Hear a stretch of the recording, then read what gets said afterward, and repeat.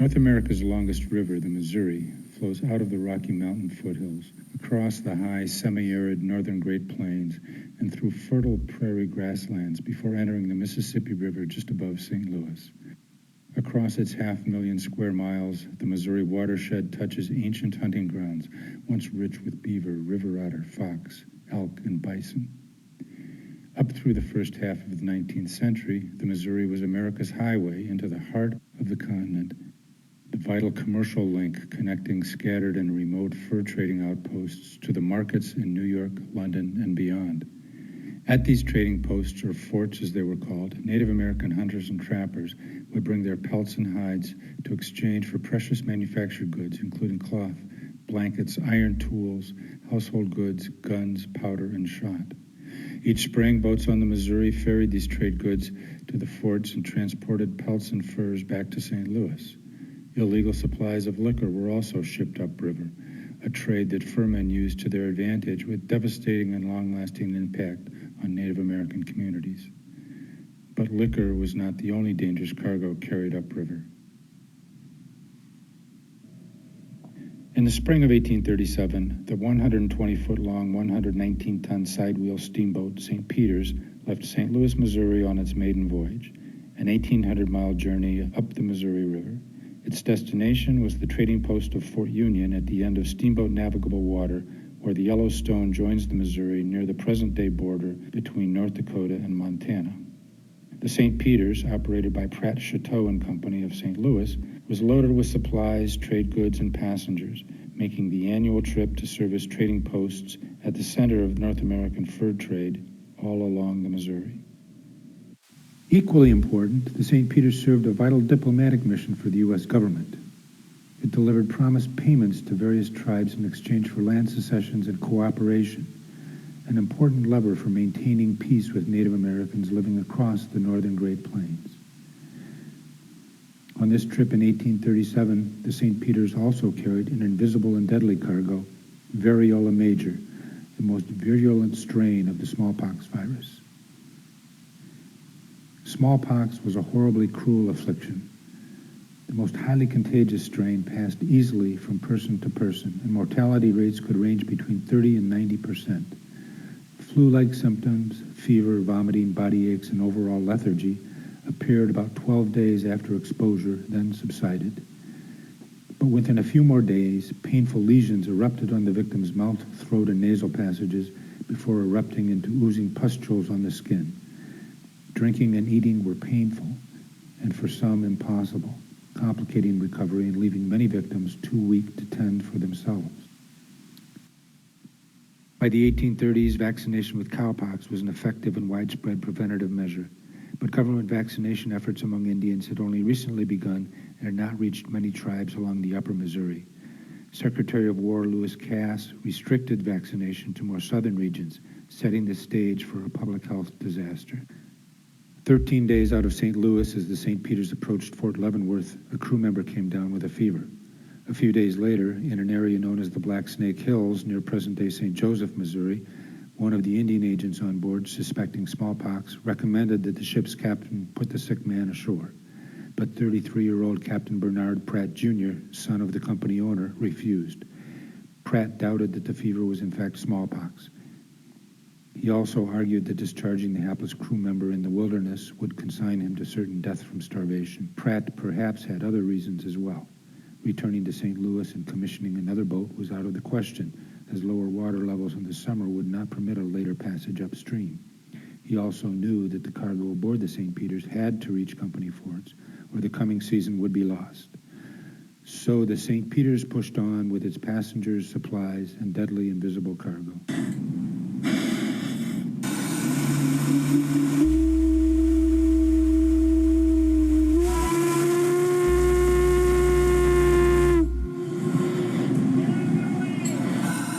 As the St. Peter's slowly made its way upriver against the strong spring currents, it stopped at each trading post and U.S. government Indian agency, where it deposited needed supplies and trade goods, and as passengers got on and off the steamboat. Near the Council Bluff agencies, 3 Arikara women boarded to return to their families who had settled at the Knife River villages near Fort Clark. They, along with other passengers, fell ill with the smallpox and suffered through its symptoms, but the 3 women survived. By the time they disembarked, they were symptom-free but still contagious. When the St. Peter's reached Fort Clark, the crew members joined nearby villagers in an all-night frolic, as they called it, celebrating the arrival of the spring shipments. As they mingled, sharing company and stories, they also spread the disease. Francis Chardon was the bourgeoisie or manager of the American Fur Company trading post at Fort Clark. His terse journal entries during the summer and fall of 1837 record the relentless spread and devastating impact of the epidemic, especially among the Mandan, Hidatsa, Gros Ventre, and Arikara, whom he refers to as Rees, living in and around the nearby villages of Minnetonka and Sakakawea. In a brief journal entry less than 4 weeks after the steamboat St. Peter's had stopped at Fort Clark, Chardon recorded the first death among Indians living in the upper Missouri. This grim tally would rise to an estimated 20,000 over the next several months, impacting everyone living in the northern Great Plains and virtually driving the Mandan to extinction as an independent tribal entity. Friday, July 14th. One of the warmest days that we have had this summer. Weather smoky. A young Mandan died today of the smallpox. Several others has caught it. The Indians all being out making dried meat has saved several of them. Smallpox had last visited the Mandan during the epidemic of 1781, 56 years earlier. Younger Mandans born after that epidemic had no acquired immunity, leaving them particularly vulnerable and defenseless as the disease burned through the densely populated villages. It fell to the old to care for the young. As younger men who had been the hunters and younger women tending the crops could no longer bring in enough food to feed the village, conditions rapidly worsened. Friday, August 11th. Mandans all crossed to the other side of the river to encamp, leaving all sick in the village. I keep no account of the dead, as they die so fast that it is impossible. Wednesday, August 16th.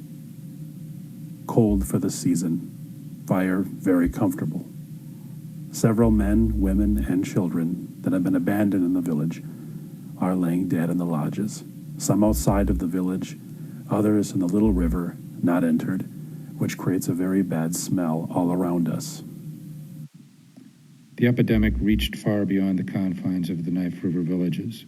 Continued hunting, trade, and travel all contributed to spreading the virus to other tribes. And, as had always been the case, disease followed war and conflict. Tuesday, August 15th.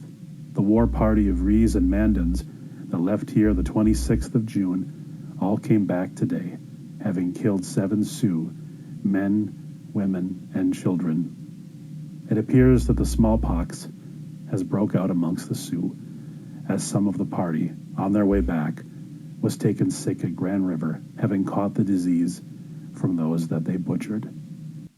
Chardon records how the Indians tried to cope with the nightmare they were experiencing through dance and ritual, self-administered treatments, and finally, despair. The Mandans and Rees gave us 2 splendid dances. They say they dance on account of their not having a long time to live, as they expect to all die of the smallpox. And as long as they are alive, they will take it out in dancing. The Rees are making medicine for their sickness.